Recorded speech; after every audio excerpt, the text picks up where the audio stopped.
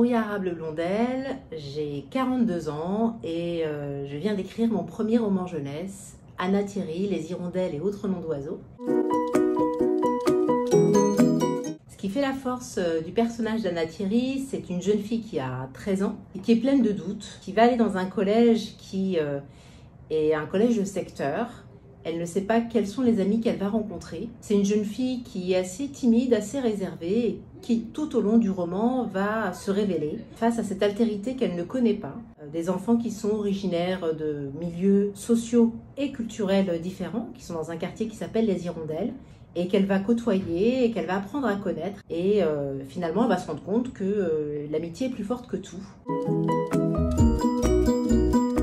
Alors, ce qui m'a inspirée pour écrire mon roman, si je disais que c'était mes enfants, ça serait un peu caricatural. Mais il n'empêche que je les ai observés, eux et leurs amis, notamment. Parce que mon fils a l'âge de l'héroïne, c'est absolument pas l'héroïne. Mais j'ai pu quand même avoir à la maison un laboratoire, j'ai envie de dire, à proximité. Et ce qui m'a inspirée, c'est aussi moi, dans ma jeunesse, dans mon enfance, il y a des choses qui reviennent aussi dans ce roman-là. Et ce qui m'inspire, c'est la vie de tous les jours, tout simplement, ce que j'ai pu entendre dans les médias, des choses qui m'ont heurté, qui m'ont plu, qui m'ont déplu, qui sont venues me chatouiller quelque part et qui, à un moment donné, se retrouvent dans cette histoire. J'ai envie de dire à chaque fois que j'écris sur le réel, mais que c'est un réel qui est transformé, qui est romancé, et qui vient se percuter à la réalité du monde et à celle de cette jeunesse qui parfois est méconnue.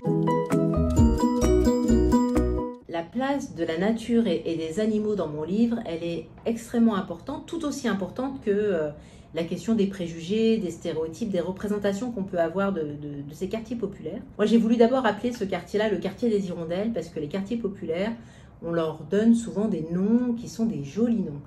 Moi, je viens d'un quartier qui s'appelle la Roseraie, il y a un quartier pas très loin de chez moi qui s'appelle Montplaisir, il y en a un autre qui s'appelle le Grand Pigeon. Donc les hirondelles me paraissaient appropriées, je suis sûre qu'il existe par ailleurs, j'ai pas fait de recherche sur la question. Et c'est de là en fait qu'est venue toute mon envie de travailler sur la question des oiseaux, de la forêt, du brame du cerf, et de sensibiliser aussi les enfants, les jeunes, à l'environnement qui les entoure, à en prendre soin et surtout à essayer d'en comprendre en fait le sens. On parle beaucoup de la reproduction des cervidés, de la chasse des cervidés et que c'est quelque chose qui est absolument pas anodin. La place du héron cendré, la place des balbuzards pêcheurs, on parle beaucoup des oiseaux qui sont des oiseaux aussi qui migrent, qui voyagent et qui passent d'une contrée à une autre, qui se posent, qui vont nicher aussi à certains endroits. Et je trouvais que le parallèle était aussi un parallèle intéressant pour sensibiliser la jeunesse.